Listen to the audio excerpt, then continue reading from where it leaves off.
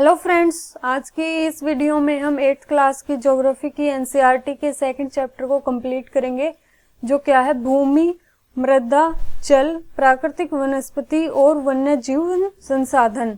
जैसा कि आपको पता है, हम हमारे पिछले अध्याय यानी फर्स्ट अध्याय में संसाधन को समझ चुके हैं कि संसाधन क्या होते हैं। वो महत्वपूर्ण और उपयोगी होते हैं जिनका मूल्य होता है, लेकिन सभी संसाधनों का आर्थिक मूल्य हो ये भी जरूरी नहीं। ये भी हमने आपको बताया, उसका उदाहरण दिया कि जैसे एक मनोरम दृश्य है, वो एक संसाधन तो है लेकिन वो एक आर्थिक संसाधन नहीं है। और उसके बाद हमने संसाधनों के जो है वर्गीकरण को देखा, जैसे संभाव्य संसाधन, वास्तविक संसाधन, नवीकरणीय, अनवीकरणीय और सर्वव्यापक तथा स्थानिक संसाधन। इन सब प्रकारों का भी हमने आपको अच्छे से वर्णन किया है। तो आपने यदि हमारी पहली वीडियो नहीं देखी है तो उसे सुन लीजिएगा, जो आपको हमारे चैनल पर मिल जाएगी। तो चलिए सेकंड चैप्टर को देखते हैं। तंजानिया के एक छोटे गांव में मांबा पानी लाने के लिए प्रातः उठती है। तो यहाँ हमें कुछ स्टोरी के माध्यम से समझाया जाता है, जिसे हम छोड़ते हुए नहीं चल सकते, क्योंकि यहीं से तो हमारी बेसिक समझ विकसित होगी। इसलिए आप थोड़ा धैर्य बनाए रखें, ये ना सोचे कि ये हमारे एग्जाम के लिए इम्पोर्टेंट नहीं है तो हम इसे छोड़ते हुए आगे बढ़ जाएंगे। ये आपकी समझ बनाने के लिए यहाँ इस एनसीईआरटी में स्टोरी दी गई है, तो हम इसके माध्यम से पहले समझेंगे। उसके बाद हम आपको जो एग्जाम के लिए अच्छे पॉइंट है यानी इम्पोर्टेंट पॉइंट है उनको अंडरलाइन करते हुए चलेंगे। आप हमारे साथ नोट्स भी बना सकते हैं। तो दोबारा से देखिए, तंजानिया के एक छोटे गांव में मांबा पानी लाने के लिए प्रातः उठती है। उसे बहुत दूर जाना पड़ता है और वह कुछ घंटों के बाद लौटती है। इसके उपरांत वह घर के कार्यों में अपनी माँ का हाथ भी बटाती है और अपने भाइयों की बकरी की देखभाल में भी मदद करती है। उसके पूरे परिवार के पास उनकी छोटी झोपड़ी के चारों ओर चट्टानी भूमि का एक भाग है। मांबा के जो पिता हैं वो कठिन परिश्रम के बाद कुछ मक्का और सेम ही उगा सकते हैं, फिर भी यह उनके परिवार के लिए साल भर के खाने के लिए पर्याप्त नहीं है।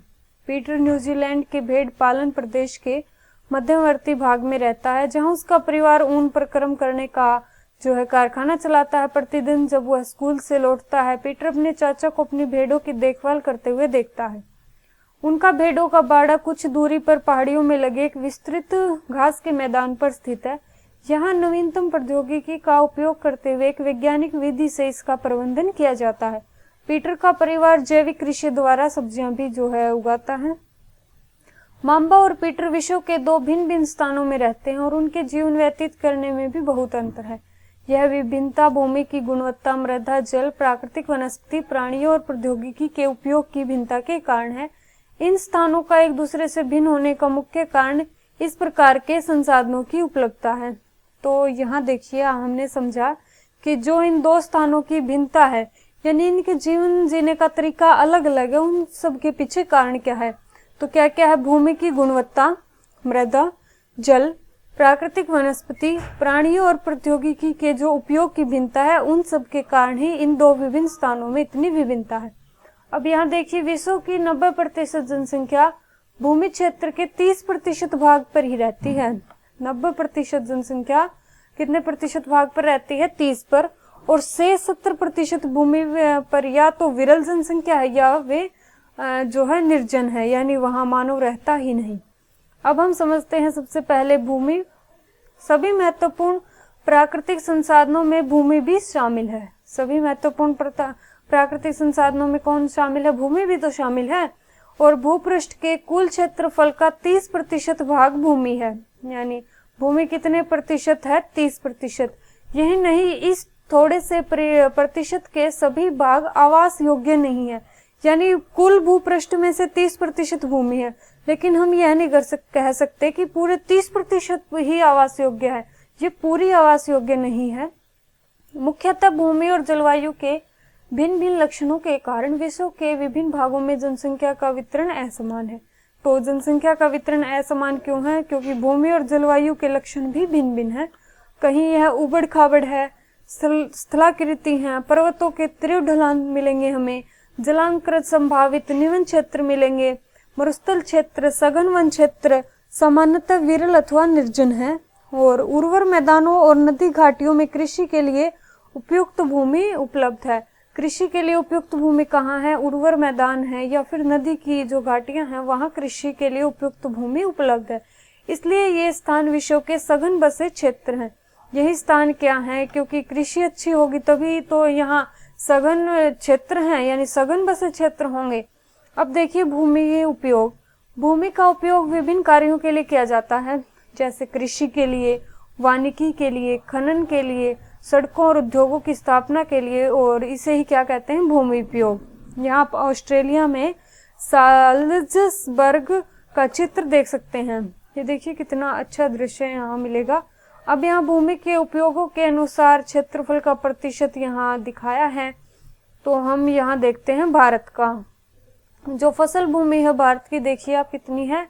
57% और चारागाह 4 हैं, वन है यहाँ 22% और अन्य उपयोग है जो 17%। आप अन्य को भी देख सकते हैं। विश्व का देख लीजिए, टोटल विश्व जो फसल भूमि है 11%, चारागाह 26, वन 31 और अन्य उपयोग है 22%। तो हमारे लिए यही इम्पोर्टेंट है, हम सारा तो नहीं पढ़ेंगे। अब देखिए आप मांबा और पीटर के परिवारों के भूमि उपयोग के विभिन्न तरीकों की सूची बना सकते हैं। यहाँ सूची बनाकर दिखाई कि भूमि का उपयोग भौतिक कारकों द्वारा निर्धारित होता है। ये हम पहले पढ़ चुके हैं कि कैसे निर्धारित होता है उपयोग भौतिक कारकों द्वारा, जैसे स्थलाकृति है, मृदा है, जलवायु है, खनिज है, जल की उपलब्धता और मानवीय कारक जैसे जनसंख्या और प्रौद्योगिकी भी भूमि उपयोग प्रतिरूप के महत्वपूर्ण कारक हैं। ये हमारा अच्छा क्वेश्चन यहाँ मिलता है हमें कि केवल जो है प्राकृतिक कारक ही नहीं, मानव भी इसके लिए जिम्मेदार है, यानी भूमि के प्रतिरूप के लिए। दोबारा से इन कारकों को याद कीजिए कि जैसे स्थलाकृति, मृदा, जलवायु, खनिज, जल की उपलब्धता और मानवीय कारक जैसे जनसंख्या और प्रौद्योगिकी भी भूमि उपयोग प्रतिरूप के महत्वपूर्ण निर्धारक हैं। निजी भूमि और सामुदायिक भूमि के आधार पर भी भूमि को 2 भागों में बांटा जाता है। कौन कौन सी भूमि? निजी भूमि और सामुदायिक भूमि के आधार पर। निजी भूमि व्यक्तियों के स्वामित्व में होती है, जबकि जो है सामुदायिक भूमि समुदाय के स्वामित्व में होती है। सामान्य रूप से इसका उपयोग समुदाय से संबंधित व्यक्तियों के लिए किया जाता है, जैसे चारा, फलों, नट, औषधीय बूटियों को एकत्रित करने के लिए। इस सामुदायिक भूमि को साझा व संपत्ति संपादन भी कहते हैं। तो इसे याद रखिएगा कि साझा जो संपत्ति संसाधन है वो किस प्रकार की भूमि को कहते हैं? वो सामुदायिक भूमि को ही कहते हैं। जनसंख्या और उनकी मांग सदैव बढ़ती रहती है। जैसे जैसे जनसंख्या बढ़ेगी मांग भी तो उसकी बढ़ती रहती है, लेकिन भूमि की उपलब्धता सीमित ही है। स्थान के अनुसार भूमि की गुणवत्ता में अंतर होता है। ये हो सकता है कि यहाँ भूमि की गुणवत्ता कुछ कम है, दूसरे देश में कुछ अलग होगी, लेकिन उसकी उपलब्धता तो सीमित ही है। वह कल बढ़ तो नहीं जाएगी, सीमित ही रहेगी, लेकिन जनसंख्या बढ़ती है और उसकी मांग बढ़ती रहती है। लोगों ने सामुदायिक भूमि पर व्यापारिक क्षेत्र बनाने, नगरीय क्षेत्रों में घर बनाने और ग्रामीण क्षेत्रों में कृषि योग्य भूमि का विस्तार करने के लिए अनाधिकृत हस्तक्षेप करना शुरू कर दिया। आज भूमि उपयोग प्रतिरूप में व्यापक परिवर्तन हमारे समाज में जो है सांस्कृतिक परिवर्तनों को प्रभावित कर रहे हैं, यानी दर्शाते हैं। अब यहाँ दिया है भूमि उपयोग में समय के अनुसार परिवर्तन। ये देखिए आप, सबसे पहले इतना भूमि का उपयोग होता था, फिर ये और ज्यादा घर बनते गए। यहाँ देखिए कम घर थे, फिर यहाँ शहरों का रूप ले लिया, फिर ये बड़े बड़े शहर आपको दिख सकते हैं। और भूमि किस तरह से सिमटती जा रही है, यानी सीमित है, और जनसंख्या लगातार बढ़ती जा रही है। वर्तमान में कृषि और निर्माण संबंधी गतिविधियों के प्रसार के कारण निम्नीकरण, भूसंकलन, मृदापर्दन, मरुस्थलीकरण पर्यावरण के लिए प्रमुख खतरा। तो यहाँ देखिए कि जो वर्तमान में कृषि और निर्माण संबंधी गतिविधियों के प्रसार के कारण क्या क्या खतरे आ रहे हैं? निम्नीकरण, भूसंकलन, मृदापर्दन और मरुस्थलीकरण पर्यावरण के लिए खतरा है। भूमि संसाधन का संरक्षण, बढ़ती जनसंख्या और इसकी मांगों के कारण वन भूमि और कृषि योग्य भूमि का बड़े पैमाने पर विनाश हुआ है। इससे इस प्राकृतिक संसाधन के समाप्त होने का जो डर है पैदा हो गया है। इसलिए विनाश की वर्तमान दर को अवश्य ही रोकना चाहिए।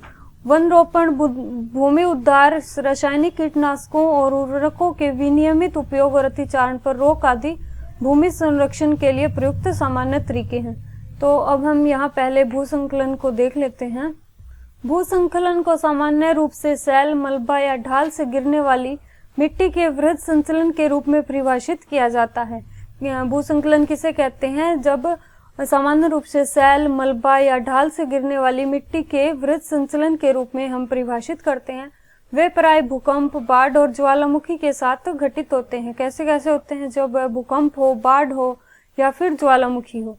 लंबे समय तक भारी वर्षा होने से भी भूसंकलन होता है। यह नदी के प्रवाह को कुछ समय के लिए अवरुद्ध कर देता है।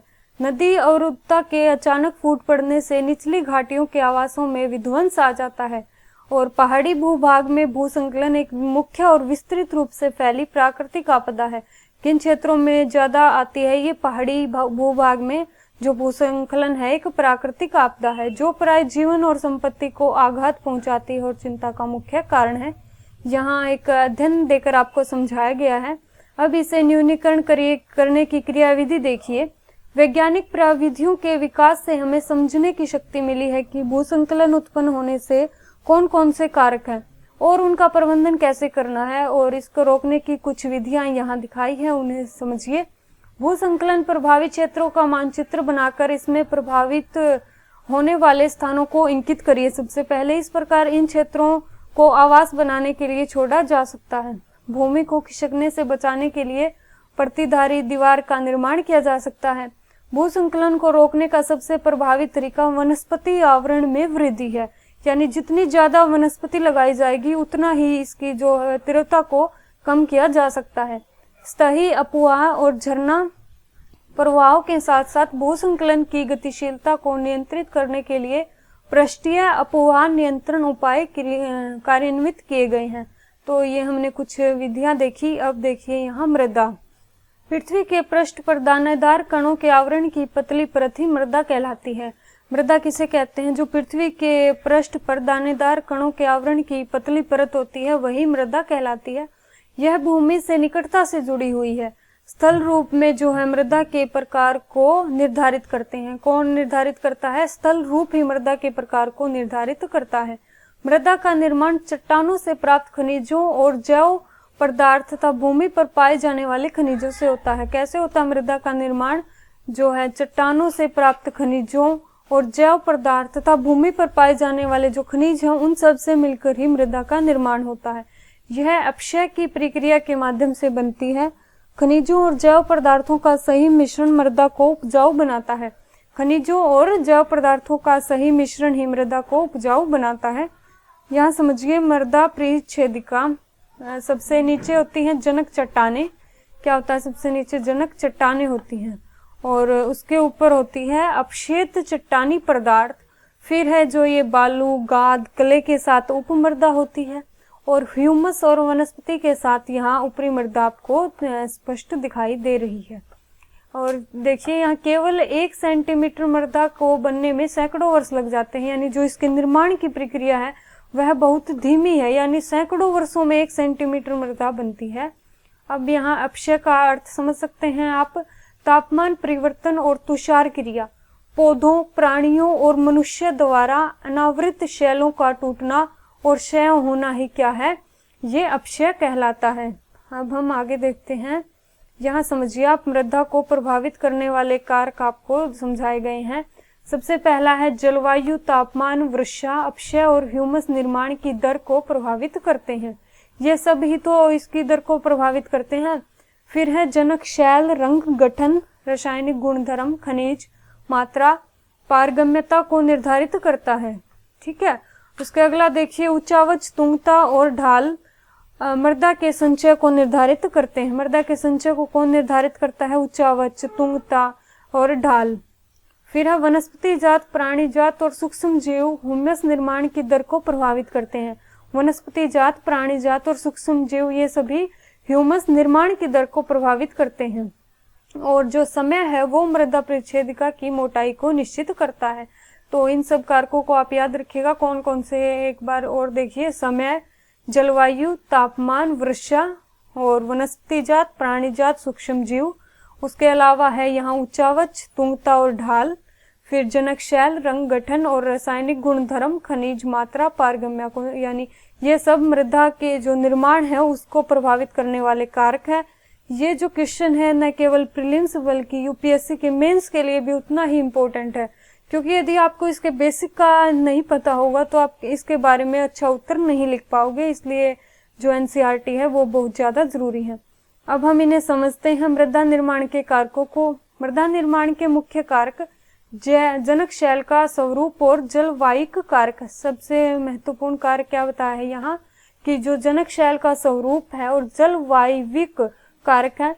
मृदा निर्माण के अन्य कारक है स्थलाकृति, जैव पदार्थों की भूमिका और मृदा निर्माण के संगठन में लगा समय। अलग अलग स्थानों में ये भिन्न भिन्न है, यानी ये बदलते रहते हैं। एक स्थान के अनुसार कोई कारक महत्वपूर्ण हो जाता है तो दूसरे स्थान में किसी अन्य कारक की महत्वपूर्ण भूमिका होती है।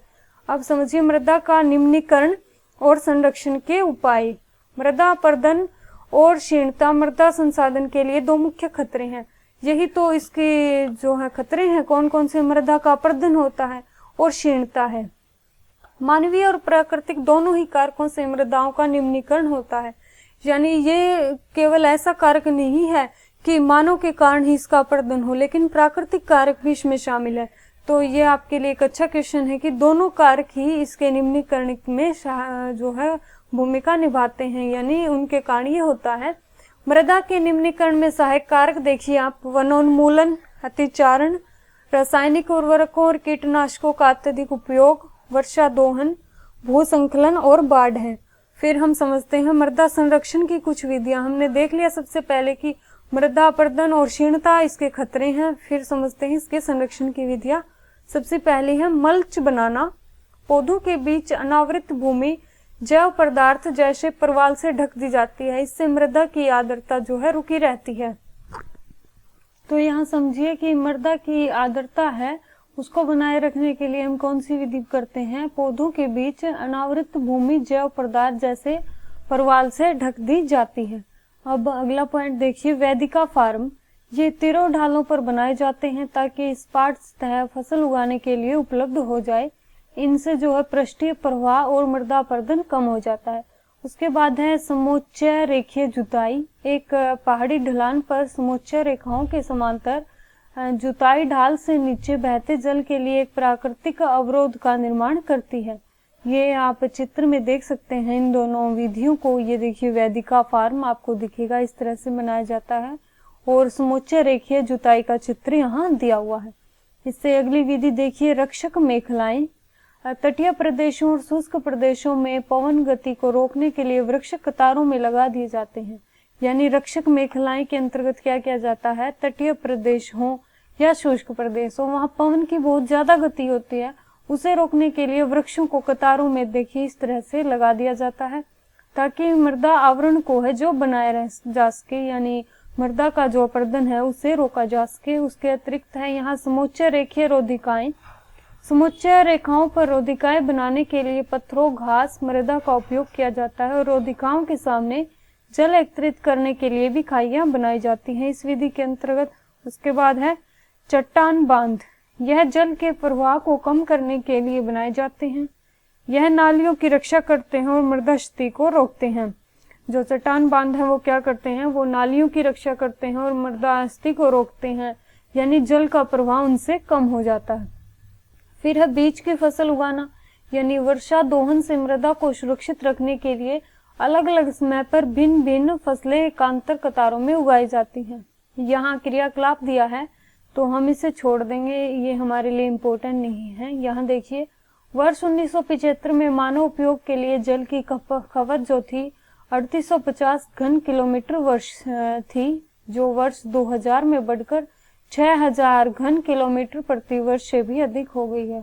तो आप देख सकते हैं कि खपत कितनी बढ़ गई है, यानी जल की आज कितनी आवश्यकता है। तो अब हम जल को समझते हैं। यह एक महत्वपूर्ण नवीकरणीय प्राकृतिक संसाधन है। हमने पिछले अध्याय में भी आपको बताया था कि जल कैसा प्राकृतिक संसाधन है। ये नवीकरणीय प्राकृतिक संसाधन है। भूपृष्ठ का 3/4 भाग जो है जल से ढका है, इसलिए इसे जलग्रह कहना उपयुक्त है। लगभग 3.5 अरब वर्ष पहले जीवन आदि महासागरों से ही प्रारंभ हुआ था। यद्यपि आज भी महासागर पृथ्वी की सतह के 2/3 भाग को ढके हुए हैं और विविध प्रकार के पौधों और जंतुओं को मदद करते हैं। महासागरों का जल लवणीय है और मानव उपभोग के लिए उपयुक्त नहीं है। यही कारण तो है कि हमारे पास इतना ज़्यादा जल मौजूद है, लेकिन वो उपयोग के लिए नहीं है, क्योंकि वो लवणीय है, उसमें जो है नमक की मात्रा बहुत ज़्यादा है, वो हम उपयोग नहीं कर सकते।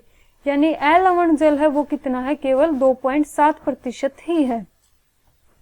इसका लगभग 70% भाग बर्फ की चादरों और हिमानियों के रूप में अंटार्कटिका, ग्रीनलैंड और पर्वतीय प्रदेशों में पाया जाता है। अपनी स्थिति के कारण ये मनुष्य की पहुंच के बाहर है, क्योंकि ये बहुत दुर्लभ स्थान है, यह मनुष्य आसानी से नहीं जा सकता। अपनी स्थिति के कारण ये मनुष्य की पहुंच से बाहर है। केवल 1% अलवण जल उपलब्ध है और वो मानव उपभोग के लिए जो है उपयुक्त है, यानी बहुत कम मात्रा है जो मानव के उपयोग के लिए उपयुक्त है। यह भौम जल नदियों और झीलों के पृष्ठीय जल के रूप में वायुमंडल में जलवाष्प के रूप में पाया जाता है। यानी जो 1% जल है वो मानव के उपयोग वाला, वो किस रूप में पाया जाता है, वो भौम जल है, नदियों और झीलों का जो पृष्ठीय जल है तथा वायुमंडल में जलवाष्प के रूप में पाया जाता है। एक टपकता नल एक वर्ष में 1200 लीटर जल व्यर्थ करता है। तो आपको यह बिल्कुल ध्यान रखना चाहिए कि ऐसी कोई व्यवस्था आपके घर में या आपके आसपास ना हो जिससे जल की इतनी ज्यादा मात्रा व्यर्थ होती हो। इसलिए अलवणीय जल पृथ्वी का सबसे अधिक मूल्यवान पदार्थ है। पृथ्वी पर जल न बढ़ाया जा सकता और न ही घटाया जा सकता है। इसकी कुल मात्रा स्थिर रहती है। इसकी प्रचुरता में विविधता प्रतीत होती है, क्योंकि यह वाष्पीकरण, वर्षण और वहां की प्रक्रियाओं द्वारा महासागरों, वायु, भूमि और पुनः महासागरों में चक्रण द्वारा निरंतर गतिशील है।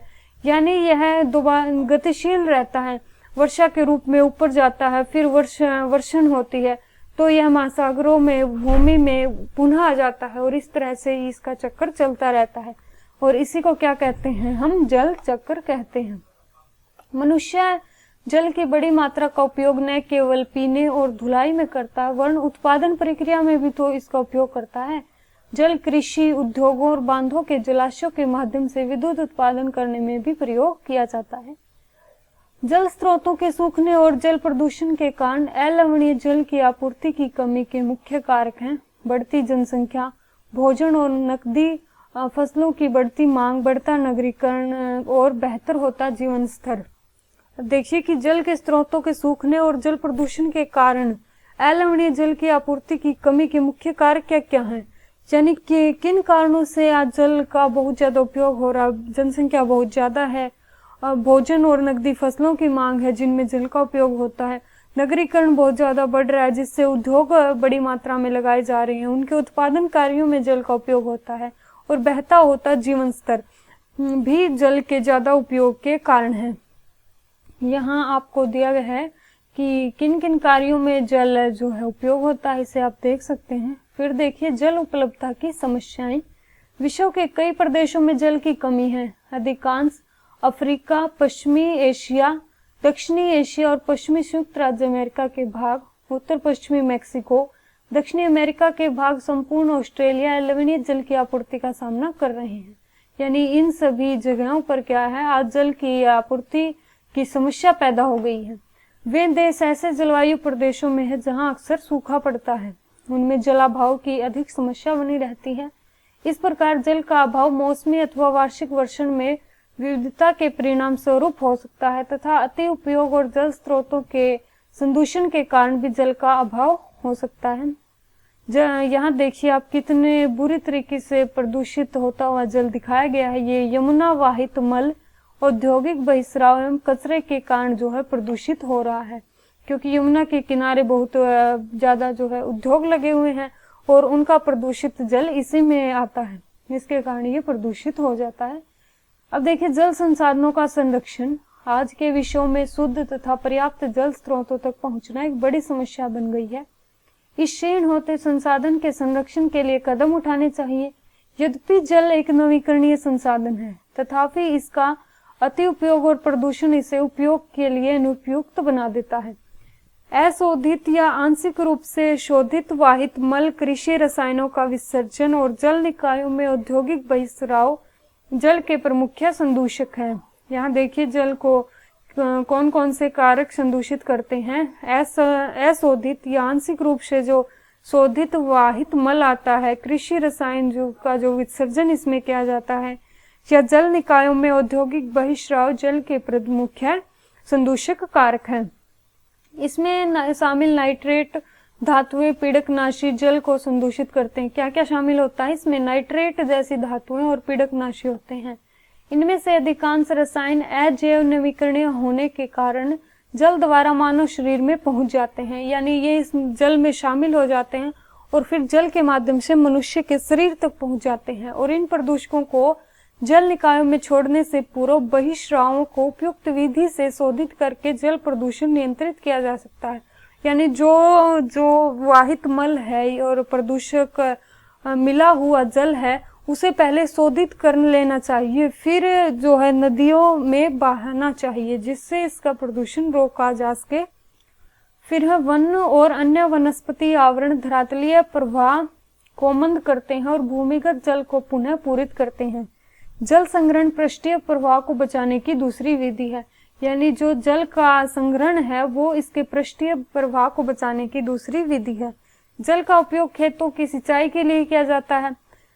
जल रिसाव को कम करने के लिए नहरों को ठीक से पक्का करना चाहिए। रिसाव और वाष्पीकरण से होने वाले जल स्थिति को रोकने के लिए जो है क्षेत्र की स्प्रिंकलरों से सिंचाई करना अधिक प्रभावी विधि है। ये देखिए, आपको इस विधि को यहाँ देखने को चित्र मिलेगा। यह है स्प्रिंकलर की प्रभावी विधि। वाष्पीकरण की अधिक दर वाले शुष्क प्रदेशों में सिंचाई की ड्रिप और टपकन विधि उपयोगी है। यानी शुष्क प्रदेशों में के लिए कौन सी विधि उपयोगी है? ये ड्रिप या टपकन विधि। और संरक्षण की इन विधियों को अपनाकर बहुमूल्य जल संसाधन को संरक्षित किया जा सकता है। अपने घर की छत पर वर्षा जल एकत्रित करके इस जल का संग्रहण करना एवं विभिन्न उत्पादक उपयोगों में लाना वर्षा जल संग्रहण कहलाता है। वर्षा जल संग्रहण किसे कहते हैं? जो बारिश का जल है उसे संग्रहण करना ही वर्षा जल संग्रहण है। औसतन 2 घंटे की वर्षा का एक दौर 8000 लीटर जल बचाने के लिए काफी है। अब समझते हैं प्राकृतिक वनस्पति और वन्य जीवन।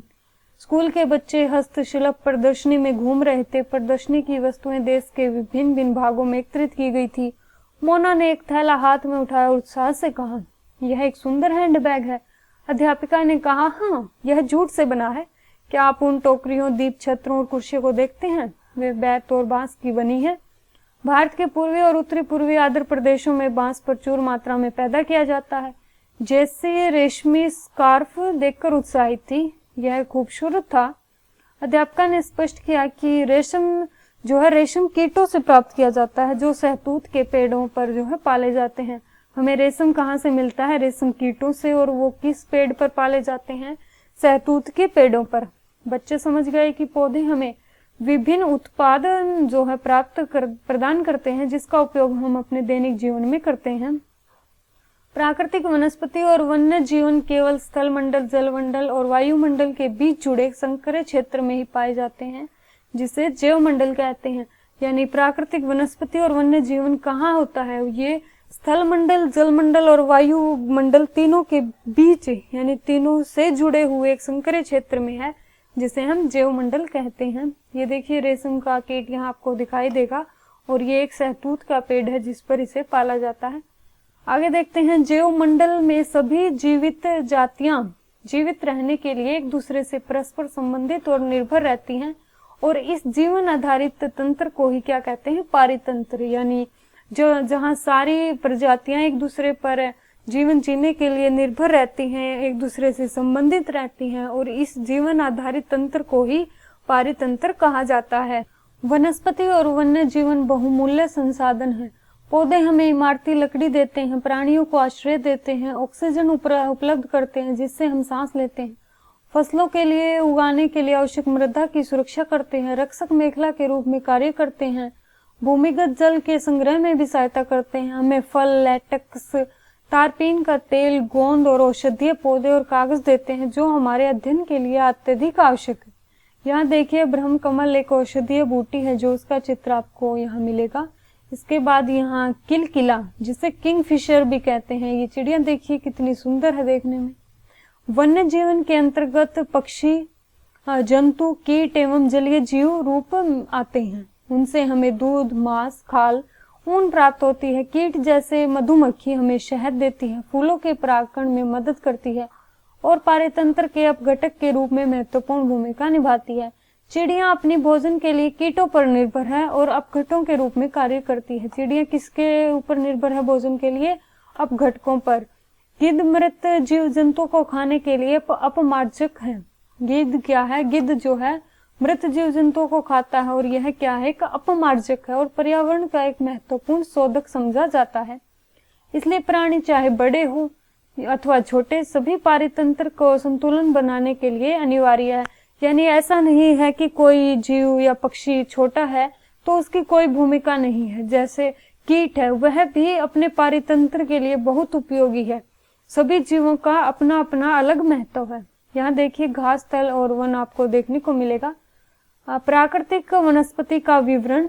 वनस्पति की वृद्धि मुख्य रूप से तापमान और आर्द्रता पर निर्भर करती है।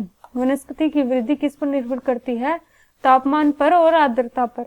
विश्व की वनस्पति के मुख्य प्रकारों को 4 भागों में हम रखते हैं: वन, घास, स्थल, गुल्म अथवा टुंड्रा। ये हम जो है 7th क्लास की एनसीईआरटी में भी आपको पढ़ा चुके हैं। अब दोबारा से इसे याद करिए कि विश्व की वनस्पति के मुख्य प्रकारों को 4 भागों में रखते हैं: वन में, घास, स्थल में और गुल्म और टुंड्रा में। भारी वर्षा वाले क्षेत्रों में विशाल वृक्ष उग सकते हैं। इस प्रकार वन प्रचुर जल आपूर्ति वाले क्षेत्रों में ही पाए जाते हैं। जैसे जैसे आर्द्रता कम होती है, वृक्षों का आकार और उनकी सघनता जो है कम हो जाती है। सामान्यतः वर्षा वाले क्षेत्रों में छोटे आकार वाले वृक्ष और घास उगती है, जिससे विश्व के घास स्थलों का निर्माण होता है। यानी जहाँ सामान्य वर्षा होती है वहाँ के क्षेत्रों में छोटे आकार वाले वृक्ष और घास उगते हैं, उससे वहाँ घास स्थलों का निर्माण होता है। और कम वर्षा वाले शुष्क प्रदेशों में कटीली झाड़ियां एवं गुल्म उगते हैं। यानी जहाँ कम वर्षा होगी वहाँ कटीली झाड़ियां उगेगी। इस प्रकार के क्षेत्रों में पौधों की जड़ें गहरी होती हैं। वाष्पोत्सर्जन से होने वाली आर्द्रता की हानि को घटाने के लिए इन पेड़ों की पत्तियां कांटेदार और मोमी सतह वाली होती हैं। यानी जो शुष्क प्रदेश हैं वहाँ कटीली झाड़ियां होती हैं और उनकी जो है पत्तियां बहुत चौड़ी होती हैं और कांटेदार होती हैं। शीत ध्रुवीय प्रदेशों की टुंड्रा वनस्पति में मॉस और लाइकेन सम्मिलित है। शीत ध्रुवीय जो प्रदेश हैं वहाँ की वनस्पति में क्या क्या है? मॉस और लाइकेन सम्मिलित है। यहाँ देखिए आप वन में अजगर का चित्र देख सकते हैं। वनों को उनकी पत्तियां गिराने के आधार पर प्राय सदाहरित वन और पर्णपाती वन के रूप में वर्गीकृत करते हैं। यानी उनकी पत्तियां गिराने के हिसाब पर हम उन्हें सदाहरित और पर्णपाती वन के रूप में वर्गीकृत करते हैं। सदाहरित वन उन्हें कहते हैं जिन वनों के वृक्ष वर्ष के किसी भी ऋतु में अपनी पत्तियां एक साथ नहीं गिराते। यानी कुछ पेड़ों पर पत्तियां हमेशा वहां मौजूद रहती ही हैं। और पर्णपाती वन ऐसे वन हैं जिनके वृक्ष वाष्पोत्सर्जन से होने वाली हानि को रोकने के लिए किसी विशेष ऋतु में अपनी पत्तियां गिरा देते हैं। ये वन विभिन्न अक्षांशों में इनकी स्थिति के आधार पर उष्णकटिबंधीय अथवा शीतोष्णकटिबंधीय में वर्गीकृत किए गए हैं। आप पिछली कक्षा में इनके प्रकारों के बारे में पढ़ चुके हैं। पिछली 2 शताब्दियों में विश्व में जितने लोग थे इस समय उनसे कहीं अधिक है, क्योंकि जनसंख्या लगातार बढ़ रही है और बढ़ती जनसंख्या के पोषण के लिए फसलों को उगाने के लिए वनों के विशाल क्षेत्रों से वृक्ष काट दिए गए हैं और विश्व भर में वनों का आवरण तेजी से समाप्त हो रहा है और इस बहुमूल्य संसाधन के संरक्षण की तुरंत आवश्यकता है। तो हम जानते हैं कि लगातार जनसंख्या बढ़ रही है और इसके बढ़ने के कारण जो है भूमि से वनों को साफ भी किया जा रहा है और ये एक बहुत बड़ी समस्या है। प्राकृतिक वनस्पति और वन्य जीवन का संरक्षण। वन हमारी संपदा है। पौधे जंतुओं को आश्रय प्रदान करते हैं, साथ ही पारितंत्र को भी अनुरक्षित रखते हैं। जलवायु में परिवर्तन और मानव हस्तक्षेप के कारण पौधों और जंतुओं के प्राकृतिक आवास नष्ट हो सकते हैं। बहुत सी जातियां असुरक्षित अथवा संकटापन्न हैं और कुछ लुप्त होने के कगार पर हैं। वनोन्मूलन, मृदा अपरदन, निर्माण कार्य, दावानल और भूसंकलन यानी इन सब समस्याओं से कुछ मानव निर्मित और प्राकृतिक कारक हैं जो मिलकर इन महत्वपूर्ण प्राकृतिक संसाधनों के लुप्त होने की प्रक्रिया को बढ़ावा देते हैं। आज की मुख्य चिंताओं में से एक अनाधिकार शिकार करने की संख्या का बढ़ना है, जिससे कुछ खास प्रजातियों की संख्या में तेजी से कमी आई है। पशु खाल, चमड़ा, नाखून, दांत, पंखों के साथ साथ सींगों के एकत्रीकरण और गैर कानूनी व्यापार के लिए जंतुओं का अनाधिकार शिकार किया गया। इनमें से कुछ जंतु यानी इन जंतुओं का बड़ी संख्या में शिकार हो रहा है, जैसे चीते का, शेर, हाथी, ब्लैक बग, मगरमच्छ, दरियाई घोड़ा, हिम तेंदुआ और शुतुरमुर्ग तथा मोर है। इनका संरक्षण जागरूकता बढ़ाकर किया जा सकता है। ब्लैक बग देखिए आप चित्र में दिखाया गया है, इसका भी शिकार बड़ी मात्रा में किया जा रहा है। अब यहाँ समझिए आप, यहाँ दिया है दावानल, ठीक है। यहाँ इसके समाचारों में कुछ दावानल की घटनाएं दिखाई गई हैं। आपको पता है कि अभी पिछले वर्ष ही कैलिफोर्निया के दावानल को भी हमने देखा, यानी वहाँ वनों में कितनी बुरी तरह आग का फैलाव हो गया था और वहाँ के जीव जंतु भी बड़ी संख्या में मारे गए। इसके बारे में आप यहाँ अधिक जानिए। दावानल प्राणी जात और वनस्पति जात के संपूर्ण क्षेत्र के लिए ही खतरा है। दावानल मुख्य रूप से 3 कारकों से घटित होता है। खतरा तो ये है ही क्योंकि जंगलों में आग लगने से वन भी जलते हैं और वहाँ के वन्य जीव भी जो है खतरे में पड़ जाते हैं। अब इसके जो है कारक देखिए आप, 3 कारण। तड़ित झंझा के कारण प्राकृतिक अग्नि का लगना, लोगों की लापरवाही के कारण घास फूस में जनित ऊष्मा के कारण अग्नि का लगना और स्थानिक लोगों द्वारा किसी उद्देश्य से अग्नि लगाना। यानी ये 3 कारक है जिनसे दावानल हो सकता है। और इसके कुछ उपाय हैं। शिक्षण द्वारा लोगों को अग्नि लगाने से रोकना, परीक्षण बिंदुओं, निपुण भूमि चौकसी और संचार जाल के समन्वित जाल द्वारा जो है अग्नि लगाने का शीघ्र पता लगना चाहिए, जिससे उस पर समय रहते काबू पाया जा सके। अब देखते हैं राष्ट्रीय उद्यान, वन्य जीव अभ्यारण्य, जैव मंडल निश्चय हमारी प्राकृतिक वनस्पति और वन्य जीवन को सुरक्षित रखने के लिए बनाए जाते हैं। यानी क्या क्या बनाया जाता है वनस्पति और वन्य जीव को संरक्षण में रखने के लिए? राष्ट्रीय उद्यान, वन्य जीव अभ्यारण्य, जैव मंडल निश्चय, ये सब बनाए जाते हैं। संकरी घाटियों, झीलों और आर्द्र भूमि का संरक्षण मूल्यवान संसाधन नष्ट होने से बचाने के लिए आवश्यक है। यानी यदि प्रजातियों की सापेक्ष संख्या को भंग नहीं किया जाए तो पर्यावरण में संतुलन बना रहता है। विश्व के अनेक भागों में मनुष्य ने अपने क्रियाकलापों से अनेक प्रजातियों के प्राकृतिक आवासों में उथल पुथल कर दी है। अनेक पक्षियों और जीव जंतुओं के अंधाधुंध शिकार के कारण या तो वे लुप्त हो गए हैं या विलुप्त होने के कगार पर हैं। प्रादेशिक और सामुदायिक स्तर पर जागरूकता कार्यक्रमों जैसे सामाजिक वानिकी, वन महोत्सव को प्रोत्साहित करना चाहिए। स्कूल के बच्चों को पक्षी देखने, प्राकृतिक कैंपों में जाने के लिए प्रोत्साहित करना चाहिए ताकि वे विविध जातियों के निवास का अवलोकन कर सकें। यहाँ समझिए आप राष्ट्रीय उद्यान की शब्दावली जो दी गई है। वर्तमान और भविष्य की पीढ़ी के लिए एक या एक से अधिक पारितंत्रों की पारिस्थितिक एकता की रक्षा के लिए नामित किया गया प्राकृतिक क्षेत्र क्या कहलाता है? राष्ट्रीय उद्यान। दोबारा से देखिए इसे, वर्तमान और भविष्य की पीढ़ी के लिए एक या एक से अधिक पारितंत्रों की पारिस्थितिक एकता की रक्षा के लिए नामित किया गया प्राकृतिक क्षेत्र क्या कहलाता है? राष्ट्रीय उद्यान कहलाता है। अब हम आगे देखते हैं। बहुत से देशों ने कानून बना दिया है कि पक्षियों और पशुओं को मारना और उनका व्यापार करना गैर कानूनी है।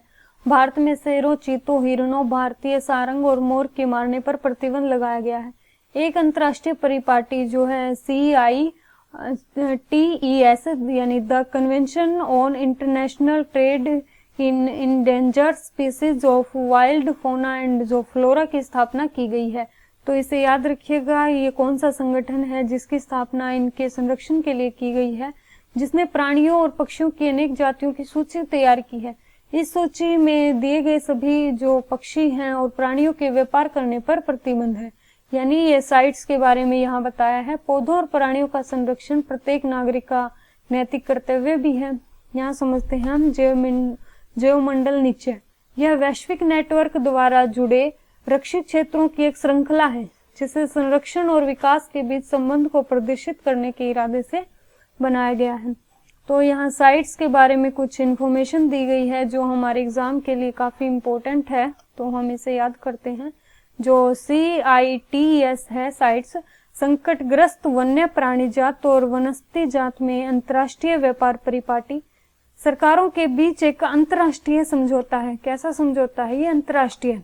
और इसका उद्देश्य यह सुनिश्चित करना है कि वन्य प्राणी एवं पौधों के नमूनों के अंतर्राष्ट्रीय व्यापार से उन्हें कोई खतरा न हो, यानी यह उन्हें व्यापार से संरक्षण देती है। मोटे तौर पर पशुओं की 5000 जातियां और पौधों की 28000 जातियां संरक्षित इसके अंतर्गत की गई हैं, जैसे भालू, डॉल्फिन, कैक्टस, परवाल, आर्किड और एलो इसके उदाहरण हैं। तो इस तरह से हमारा आज का चैप्टर कंप्लीट होता है, जिसमें हमने भूमि, मृदा, जल और प्राकृतिक वनस्पति और वन्य जीव संसाधन के बारे में पहले समझा, उसको किन किन चीजों से खतरा है, फिर उसकी संरक्षण की विधियों पर विस्तृत चर्चा की है।